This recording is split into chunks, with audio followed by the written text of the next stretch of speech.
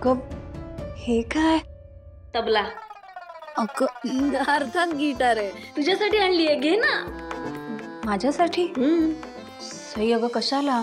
हे बघ, तुला तर माहितीये आमच्या घरातल्यांचं सुरांचं ज्ञान किती येते, आणि मी तर आत्ता आत्ता कुठे गाणं शिकतेय. यू डिझर्व दिस. सई अगं पण मी म्हणजे अगं मला गिटार नाही वाजवता येत. तू शिकशील ग, तू घे ना, तुझ्यासाठीच आहे. हो पण कोणाचं आहे? विश्वाची एक मैत्रीण आहे, तर तिच्यासाठी आणलेलं, पण दॅट इज अनदर स्टोरी. तू घे ना, हे तुझं आहे आता.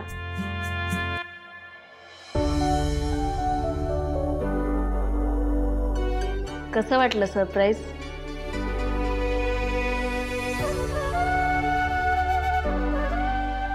तनू काय झालं?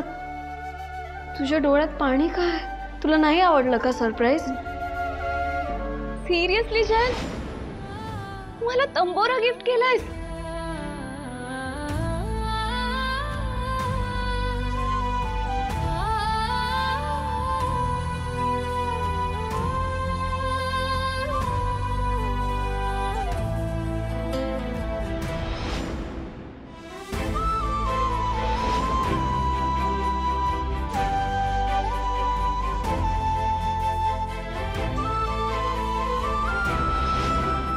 तनू काय झालं?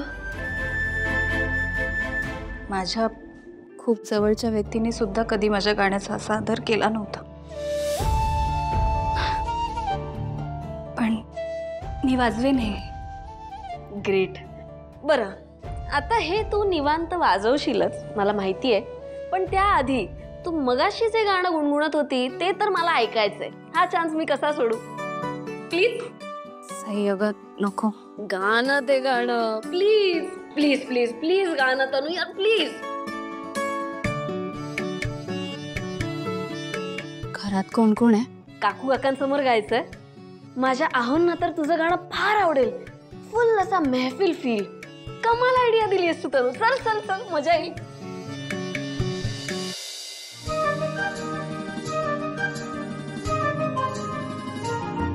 मन होई फुलांचे थवे, गंध हे नवे कुठून से येती.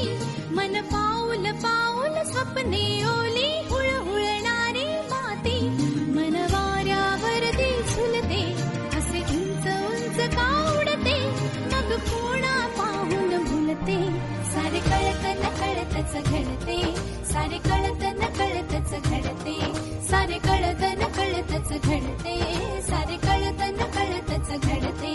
मन होई फुलांचे थवे, गंध हे नवे कुठून से येती. मन पाऊल पाऊल स्वप्ने ओली, हुळहुळणारी माती. मन वाऱ्यावरती झुलते, असे उंच उंच का उडते. मग कोणा पाहून भुलते. सारे कळत न कळतच घडते. सारे कळत न कळतच घडते. सारे कळत न कळतच घडते. सारे कळत न कळतच घडते.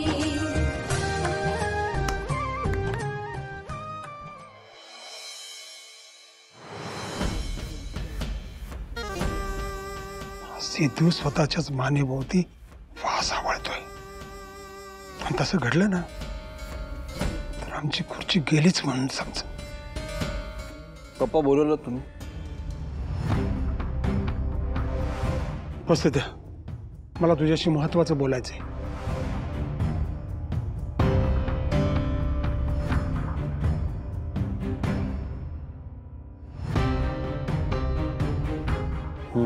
बोला. हे बघ सिद्धू, आपण किती गोष्टी लपवायचा जर प्रयत्न केला ना तरी त्या बाहेर येत आहेत. म्हणून आपण मोकळेपणाने बोलायला हवं. तुम्ही केस बद्दल बोलताय ना? हो. पप्पा, काहीही झालं तरी मी ही केस लढणार आहे, आणि हे करण्यापासून मला कोणी थांबवू शकत नाही. सिद्धू, अरे आधी ऐकून तर घे. अहो मला माहिती आहे ना पप्पा, यात सुद्धा तुमचा काहीतरी स्वार्थ आहे. हो, आहे स्वार्थ. मुलाचं हित जपणं जर स्वार्थ असेल ना तर हो आहे. हे बघा पप्पा, मी आत्ताच तुम्हाला सांगतोय, आता तुम्ही उगाच बोलू नका की माझ्यामुळे आपल्या घराण्याचं नाव बदनाम होणार आहे वगैरे. कारण काही झालं तरी मी केस लढणार आहे, कारण मला माहिती आहे की वेंकी दादा निर्दोष आहे. तुला माहिती आहे दोषी कोण आहे?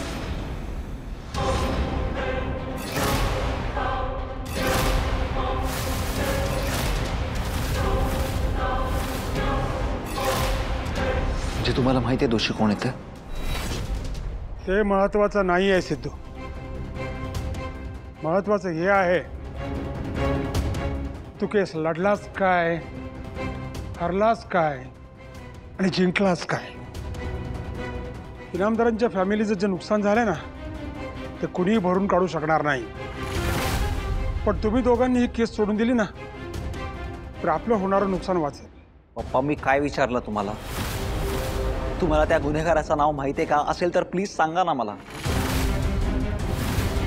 सांगणारच आहे सिद्धू, पण मला आशा आहे की तू नाव ऐकल्यावर कुठलाही टोकाचा निर्णय घेणार नाहीस. हा पप्पा, बोला ना प्लीज, कोण आहे तो गुन्हेगार?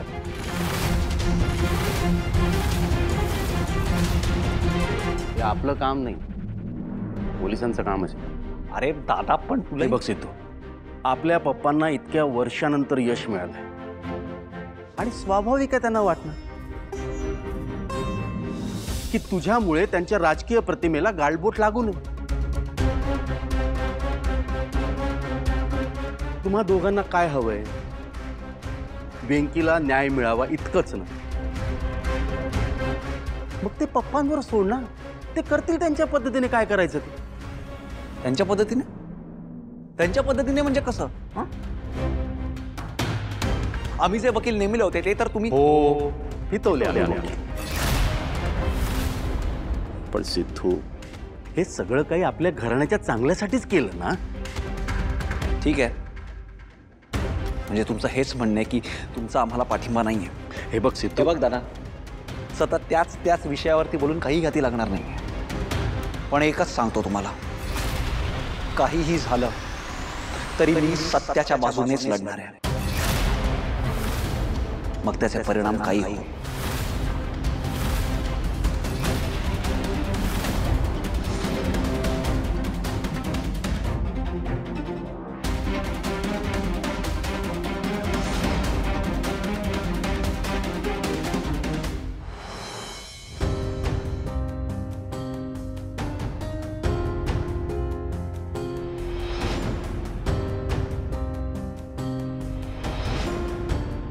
नाही म्हणजे मला त्याच्या बाजूने बोलायची परवानगी हवी होती. का? कारण तो मुका आहे. हे बघा, मुक्या माणसाच्या बाजूने कोर्टात कोणीही केस लढू शकतं, हे तुम्हाला कोणी सांगितलं? तुम्ही कोर्टात बोलायची काय गरज? नाही. हे बघा, दिस इज नॉट सफिशियंट. हे होऊ शकत नाही. सत्य महाग असतं, सत्य कठीण असतं आणि सत्य कटूही असतं. आता निर्णय तुम्हाला घ्यायचा आहे. तुम्हाला सत्याची बाजू घ्यायची की सासरच्यांची इमेज राखायची?